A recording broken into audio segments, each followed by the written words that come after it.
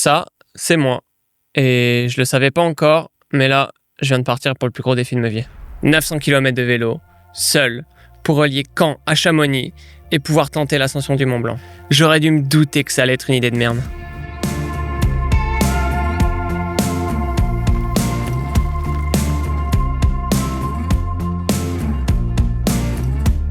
Je fais que de rouler dans des chemins de merde comme ça. Je sais même pas quand est-ce que ça s'arrête. Là, j'arrive dans un chemin qui s'appelle le chemin de l'enfer.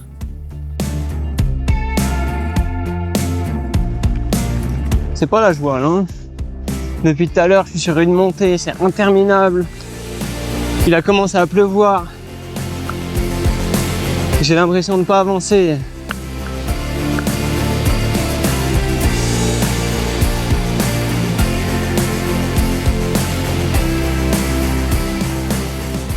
Ce soir, faut que je change mon itinéraire. D'être dans les petits chemins de tout à l'heure, bon, c'est juste la pire chose. C'était juste la pire chose et j'avais envie d'arrêter. La nuit a été compliquée. Je sais pas si on va entendre, mais il y a un putain de coq qui fait que de crier depuis 6h du mat. Toute la nuit, j'ai entendu des bestioles autour de moi.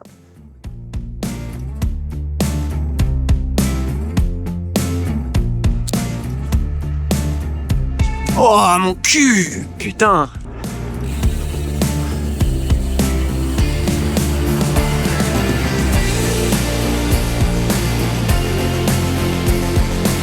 Je suis arrivé à Courville-sur-Eure, donc c'est à peu près à 200 km de Caen.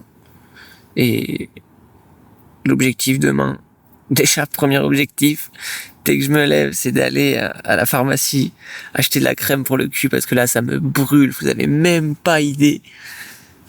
Premier item obtenu, la crème anti-frottement. Je vais pouvoir me tartiner le trou du cul avec ça et j'espère que ça fera moins mal. Parce que putain, sinon, arriver jusqu'à Chamonix, ça va être compliqué. Par contre, l'avantage, c'est que pour l'instant, pendant un petit moment, j'ai que du plat. Donc, je devrais être plutôt tranquille. Du moins, c'est ce que je pensais. Puis je me suis vite rendu compte que le combo plat plus vent de face, c'était l'enfer. Bien pire que des montées.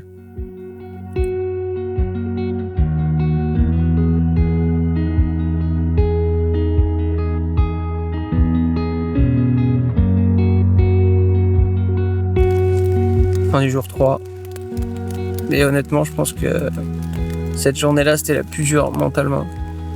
Me taper le vent de face, la météo de merde, la pluie. Je pense qu'on l'entend encore, il pleut.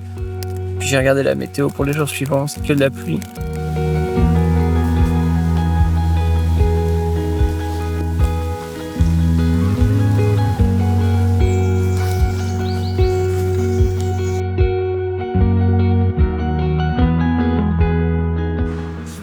Putain, je viens de crever.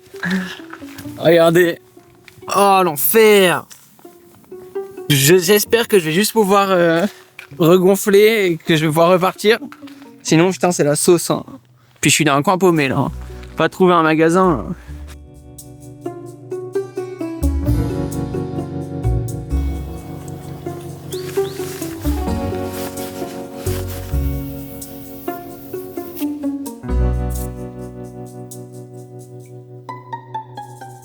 Bon, j'espère que ça va tenir parce que putain, j'ai rien d'autre.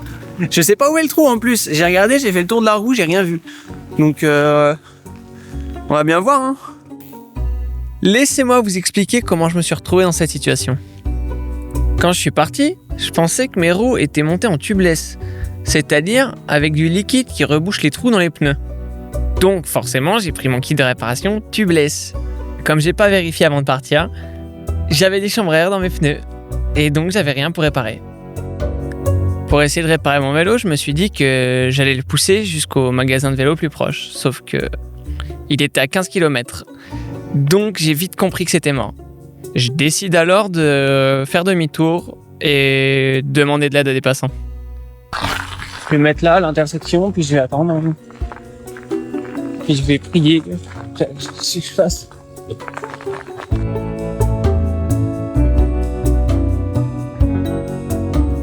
C'est là que je tombe sur mon sauveur, Christian. Et heureusement pour moi, Christian connaît quelqu'un qui fait du vélo. Je vous présente Gilles. c'est lui qui m'a réparé ma chambre à air. À ce moment-là, il était assez tard. Donc la femme de Gilles, Dominique, m'a proposé de manger et dormir chez eux. Grâce à eux, j'ai pu repartir le lendemain, en pleine forme, avec un vélo qui roule. Encore merci.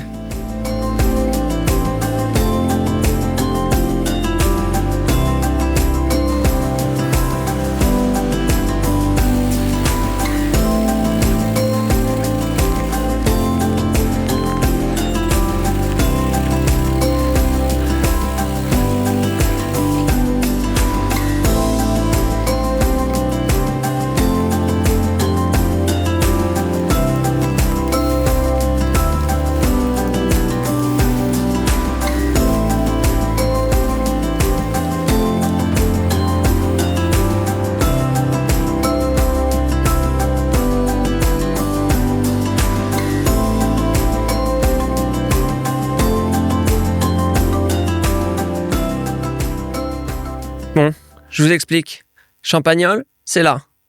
Du coup, pour être en forme pour les grosses montées, j'ai décidé de prendre une nuit à l'hôtel. Et honnêtement, heureusement que j'ai fait ça.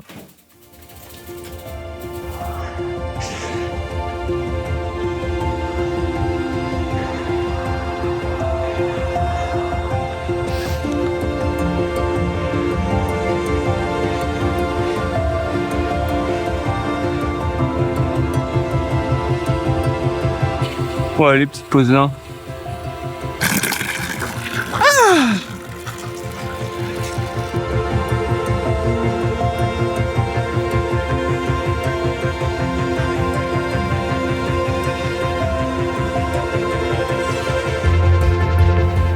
Oh, c'est le Mont Blanc là, non?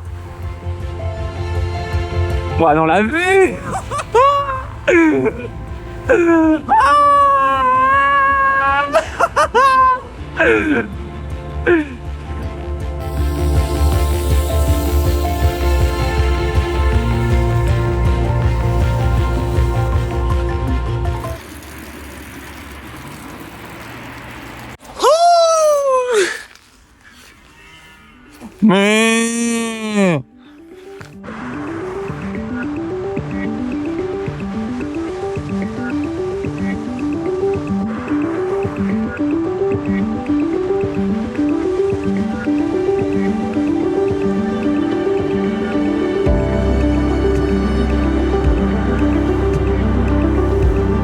Enfin! Putain, ça paraît si loin encore. Par contre, il est big, hein.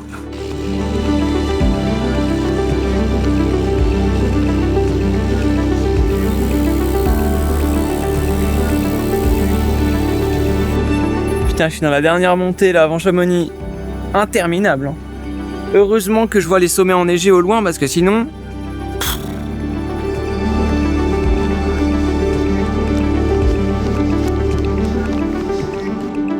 Et là, j'arrive enfin à Chamonix.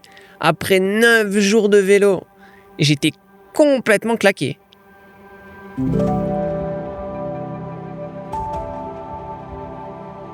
Bon, je viens de passer toute la journée à Chamonix. Et honnêtement, déjà de 1, je sens bien mes jambes. Enfin, ce que je veux dire, c'est que j'ai pas mal aux jambes. Je me sens fort. Donc, du coup, j'ai appelé Refuge du Goûter ce matin. Et j'ai une réservation pour demain. Ça, c'est bon. Parce que sur le site, tout était complet. Mais ouais, je me chie dessus. Monter tout seul comme ça. Hein. Je sais pas ce que je branle, mais je commence à marcher pour aller vers le Mont Blanc. Enfin, du moins, commencer la randonnée. Là, l'objectif, c'est de faire les Ouches, Nid d'Aigle. De pas arriver trop tard. Et une fois que je serai à Nid d'Aigle, bah, du coup, un chemin classique. Ça me casse bien les couilles que le tramway il tourne pas, ni le téléphérique. Je serais bien arrivé à Bellevue et ça aurait été bien mieux. Mais bon.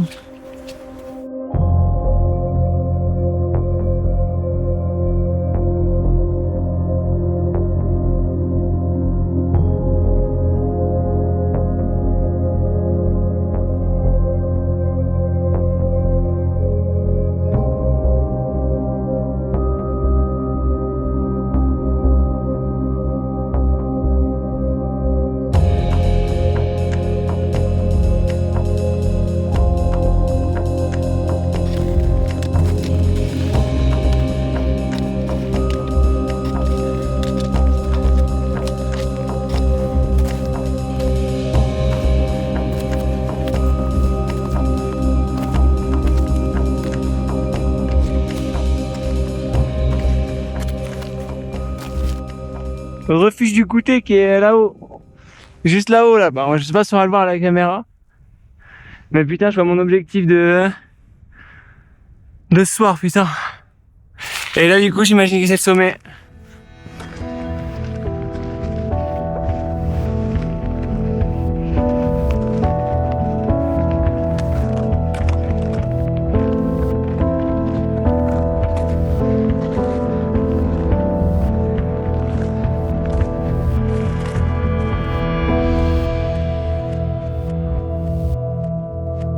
Putain, je viens tout juste de passer tes trousses.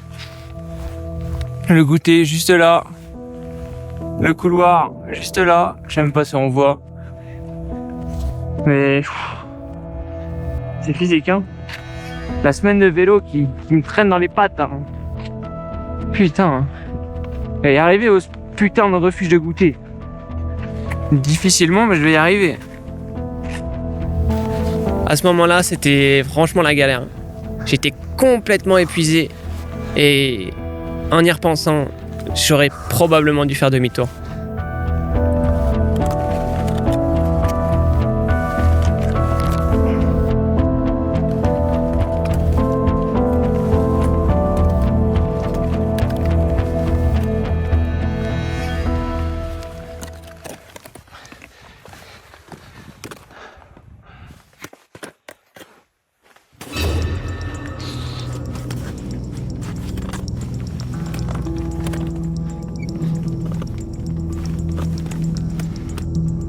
Ça commence à me tourner la tête, l'altitude, là.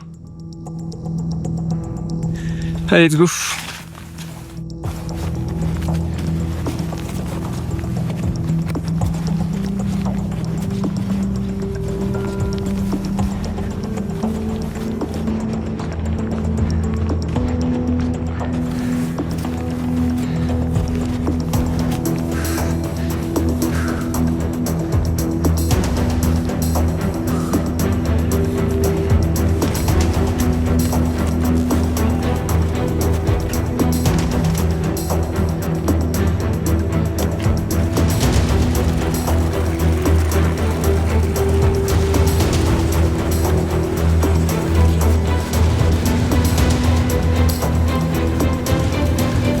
Et là, je sais pas comment, mais j'arrive à me remotiver et je rattrape les groupes un par un jusqu'à arriver au refuge du goûter.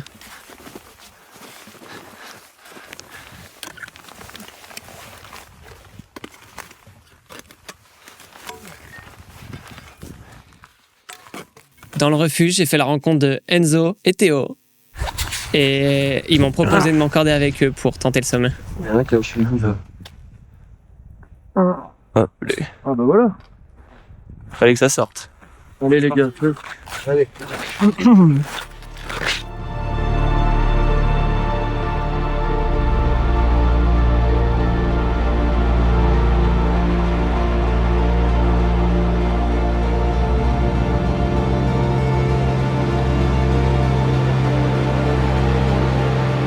Tiens, je m'attendais pas à ça par contre. Je prends des rafales comme ça dans la gueule. Malheureusement, la météo était pas trop de notre côté. Donc on a dû prendre la décision de faire demi-tour et de jouer la sécurité.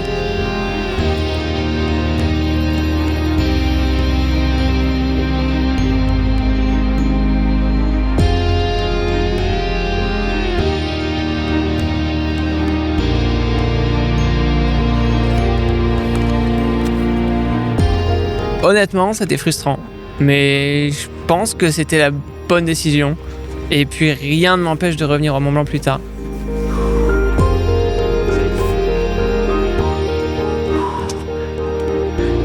J'ai chaud. Sors d'où toi? Et en attendant, dans quelques semaines, je pars avec ce même vélo au Japon pendant 1 an. Donc si vous voulez suivre mon aventure, n'hésitez pas à vous abonner.